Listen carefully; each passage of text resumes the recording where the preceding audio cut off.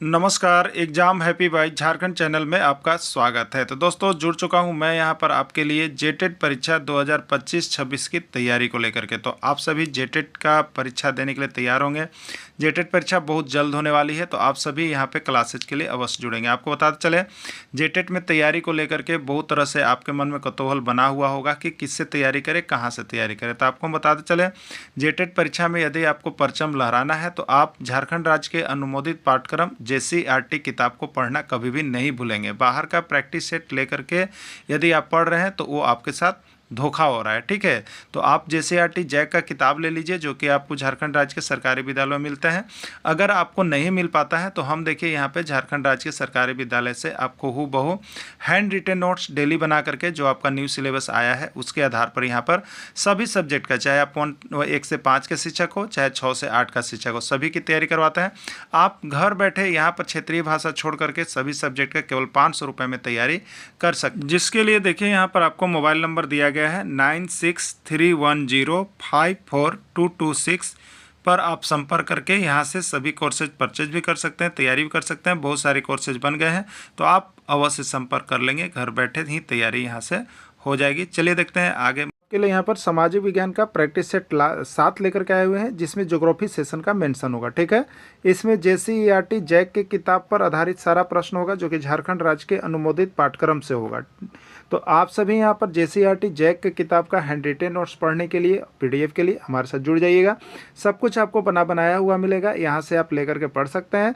सिर्फ EVS के लिए केवल किसी को लेना है तो आप 150 रुपये में यहाँ EVS का संपूर्ण जो सिलेबस आया है, साथ में प्रैक्टिस सेट, सब कुछ आपको मिलेगा।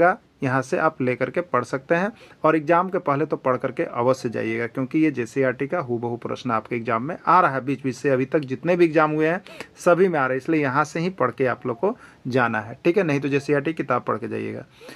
किस अधिनियम के तहत वन्य जीवों के अवैध शिकार तथा व्यापार पर रोक लगाया गया है? 1970, 1971, 1972 या 1975, ठीक है। तो वन्य जीव अधिनियम जो है आपको 1972 ईस्वी में लाया गया, और उसी 1972 ईस्वी के अधिनियम के अनुसार अवैध शिकार तथा व्यापार करने पर रोक लगाया गया है। तो राइट आंसर हो जाएगा 1972 ईस्वी। भारत में राष्ट्रीय पार्क की स्थापना की गई। भारत में राष्ट्रीय पार्क की स्थापना की गई, कब की गई? 1972, 1975 या 1970 ईस्वी में, ठीक है। तो भारत में देखिए जो राष्ट्रीय पार्क बनाने की जो स्थापना की गई थी वो आपका 1972 ईस्वी से शुरू किया गया है। भारत में टाइगर रिजर्व की स्थापना की गई, देखिए सभी किताब से हैं, और यहाँ से हर बार एक प्रश्न रहा है, हर बार एक प्रश्न रहा है, ठीक है। हो सके कि आपको तीनों जो देख रहे हैं उसमें से एक प्रश्न आ जाए, और इस PDF से तो एक प्रश्न अवश्य ही रहेंगे, ठीक है। तो PDF सभी को ले लीजिए और पढ़ लीजिए। एग्जाम जाने से पहले बहुत ही सस्ते रेट पर आपको मिल रहे हैं। आप बाहर का बाजारू किताब एकदम मत लीजिएगा, आपको बता दे रहे हैं, नहीं तो आपको धोखा हो जाएगा, और दोबारा देखिए जेटेट देने का मौका बहुत दिन के बाद मिलेगा, इसलिए यहाँ से जरूर लेकर पढ़िएगा। भारत में टाइगर रिजर्व की स्थापना की गई थी 1971 में, 1972 में, 1973 में, 1974 में, ठीक है।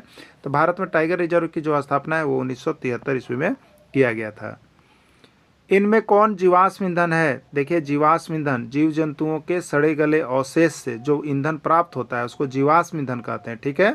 तो जीवाश्म ईंधन कौन कौन है? कोयला है, पेट्रोलियम है, प्राकृतिक गैस है, या कोई नहीं, या ऑप्शन में सभी। क्या होगा आपको बताना है, ठीक है। तो देखिए जीवाश्म ईंधन को याद रखने का एक तरीका है, याद रखिएगा कोपेको, कोयला, पेट्रोलियम, कोल गैस, या जिसको प्राकृतिक गैस, ठीक है। ये सभी जीवाश्म ईंधन है, जीव जंतुओं के सड़े गले अवशेष से बनते हैं, इसलिए सभी जीवाश्म ईंधन आएंगे। राइट आंसर डी होगा, और डी के अंतर्गत सभी होगा, ठीक है। डी के अंतर्गत सभी इसका आंसर हो जाएगा। देखिए यहाँ पर बनाया हुआ है कोपेको जीवाश्म ईंधन होता है। इसमें कौन परंपरागत ऊर्जा का स्रोत है? सबसे पहले हम जानना चाहेंगे कि परंपरागत ऊर्जा स्रोत होता क्या है, ठीक है। तो वैसे ऊर्जा का स्रोत जिसका हम लोग परंपरा से, माने परंपरा से या सदियों से करते आ रहे हैं, और जिसकी संभावना है कि यह एक बार समाप्त हो सकता है, तो वैसे संसाधन ऊर्जा के जो परंपरा से सदियों से चले आ रहे हैं उसको परंपरागत ऊर्जा का स्रोत कहते हैं।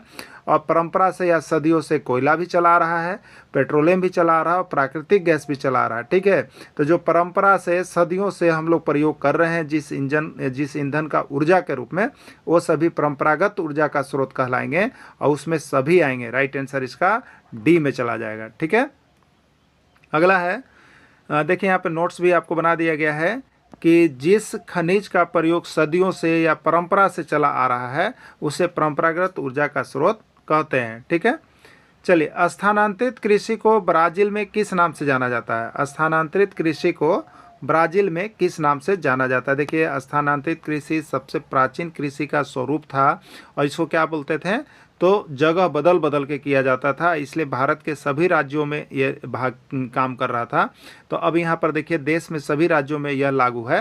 तो स्थानांतरित कृषि को ब्राजील में, तो देखिए सभी जगह इसका अलग अलग नाम से जाना जाता है। उत्तर पूर्वी भारत में आपने देखा झूम के नाम से, ठीक है, किस नाम से? झूम की खेती भी स्थानांतरित कृषि को ही कहा जाता है। और छत्तीसगढ़ में किस नाम से जाना गया? तो आप देखिए दीपा के नाम से, दीपा के नाम से। अब ब्राजील में किस नाम से? तो ब्राजील में जाना जाता है देखिए रोका के नाम से, ब्राजील में रोका के नाम से जाना जाता है। गेहूं का कटोरा कहा जाता है स्टेपिज को, वेल्ड को, प्रेरिज को, उत्तरी अमेरिका को। ठीक है, तो गेहूं का कटोरा जो है यहाँ पे आपको प्रेरिज को कहा जाता है, गेहूं का कटोरा। मिश्रित कृषि किसको कहते हैं? देखिए इसमें बहुत कन्फ्यूजन रहता है। मिश्रित कृषि तो अब अभी जो पहले का दौर जो था उसके अनुसार मिश्रित कृषि में कहते हैं कि विभिन्न फसलों को एक साथ मिला देना मिश्रित कृषि कहलाता है। ठीक है, लेकिन अभी इसका स्वरूप और किताब में जो दिया गया है उसके अनुसार अलग है, आप देख के जाइएगा नहीं तो ख़त्म हो जाएगा। ठीक है, तो देखिए कृषि के साथ दलहन फसल, कृषि के साथ उर्वरक, कृषि के साथ पशुपालन, रबी फसल और खरीफ फसल साथ में। ठीक है, तो देखिए यहाँ पे जो मिश्रित कृषि होता है अभी उसके अंतर्गत कृषि के साथ साथ पशुपालन वाला जो कार्य होता है उसको करना जो होता है, पशुपालन वाला कृषि, कृषि के साथ पशुपालन कार्य का, ये मिश्रित कृषि सेशन में चला जाएगा। तो याद रखिएगा मिश्रित कृषि में कृषि के साथ पशुपालन कार्य करने वाले को हम लोग मिश्रित कृषि कहते हैं। भारत में कितने जैवमंडल आरक्षित क्षेत्र हैं? कितने ऐसे क्षेत्र हैं जहां जीव जंतुओं को मंडल में आरक्षित रखा गया है? 16, 17, 18 या 19। ठीक है, तो जैवमंडल आरक्षित क्षेत्र जो है आपका वो 18 है। कितना है आपका? 18 है जैवमंडल आरक्षित क्षेत्र। भारत का प्रथम जैवमंडल क्षेत्र स्थापित किया गया है 1981, 1982, 1986 या 1988। ठीक है, तो भारत का प्रथम जैवमंडल क्षेत्र जो है वो कहाँ स्थापित किया गया है? तो कब स्थापित किया गया है? ठीक है, कब स्थापित किया गया है? तो आपका 1986 ईस्वी में स्थापित किया गया है। और यह कहाँ पर है? तो तमिलनाडु में स्थापित किया गया है। और कहाँ पर स्थित है? तो नीलगिरी में स्थित है। ठीक है, भारत में प्रथम जैवमंडल आरक्षित क्षेत्र 1986 ईस्वी में तमिलनाडु में, और कहाँ पर? तो नीलगिरी में स्थित है।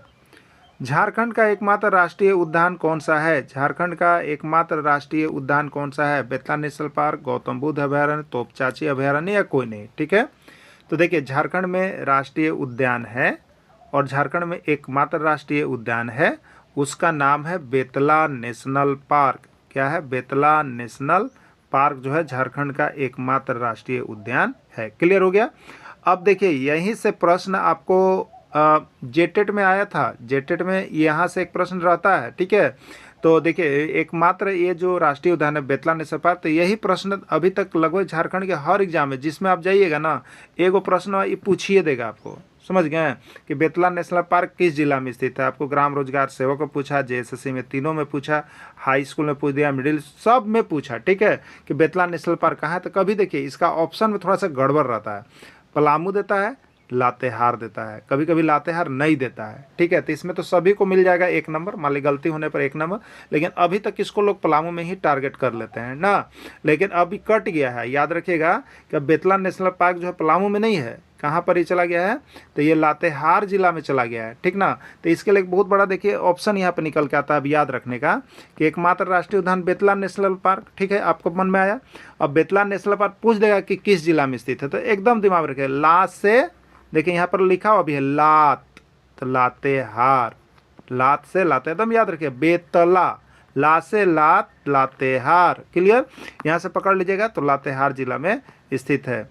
उद्योग की जननी कहा जाता है कोयला, पेट्रोलियम, बॉक्साइट या लोहा? प्रश्न यही आया हुआ है, जेटेट में आया हुआ प्रश्न आपका। ठीक है, देखिए कहाँ से आया था, अभी तक आपको दिखा रहे कहाँ से, अभी तक देखिए कितना जेसीईआरटी किताब से आपको हर चैप्टर से हम बनाए हैं और वहाँ से केवल आया है। ठीक है, तो उद्योग का जननी किसको कहा जाता है? कोयला, पेट्रोलियम, बॉक्साइट या कोई नहीं? तो उद्योग की जननी जो है कोयला को कहा जाता है। किसको कहा जाता है? कोयला को।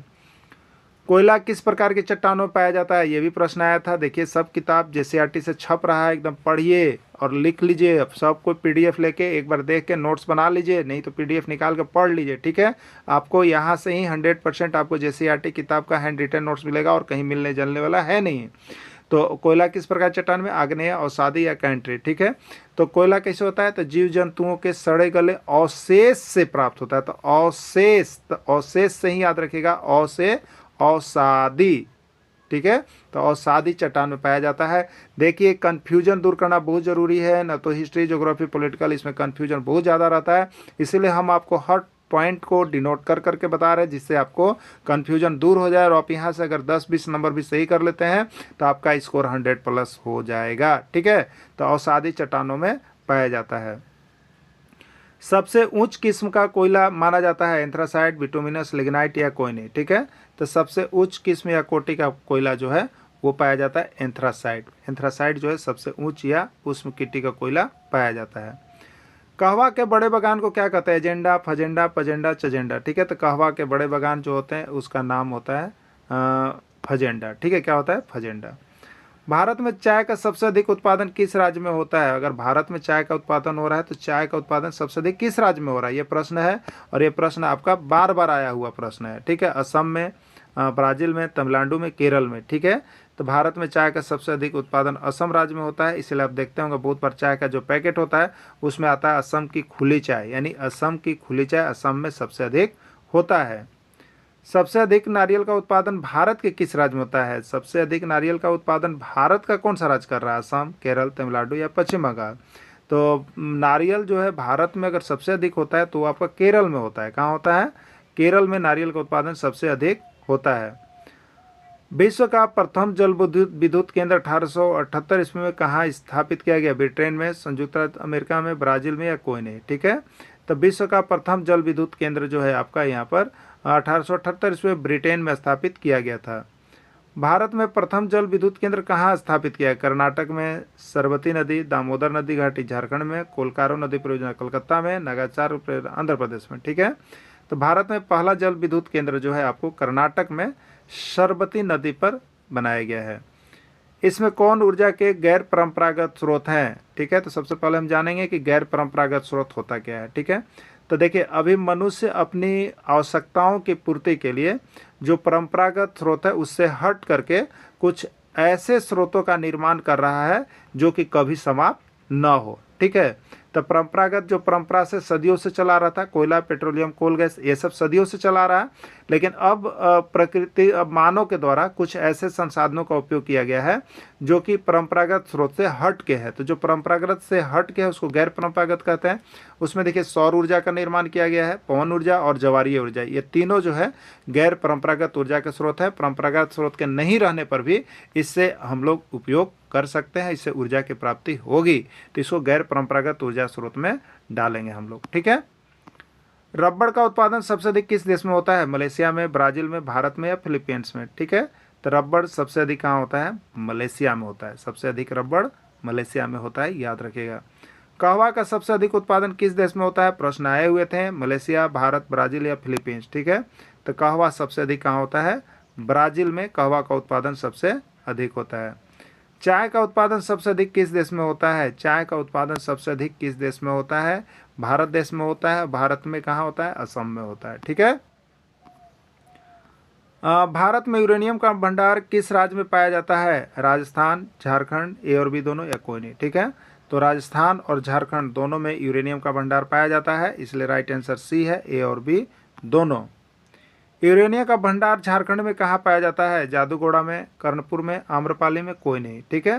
तो यूरेनियम का भंडार जो है जादूगोड़ा है झारखंड में एक जगह जहाँ पर यूरेनियम की फैक्ट्री है, यूरेनियम का भंडार पाया जाता है, ठीक है।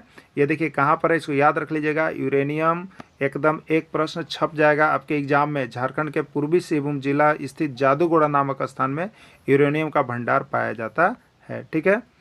झारखंड में जादूगोड़ा किस लिए प्रसिद्ध है, यही प्रश्न देखिए आपका जेटेट में आया हुआ था कि जादूगोड़ा किस लिए प्रसिद्ध है, यूरेनियम के लिए, थोरियम के लिए, क्रायोलाइट के लिए, कोई नहीं, ठीक है। तो जादूगोड़ा किसके लिए प्रसिद्ध है, आप जान गए, यूरेनियम के लिए प्रसिद्ध है और ये झारखंड में पाया जाता है जादूगोड़ा, ठीक ना।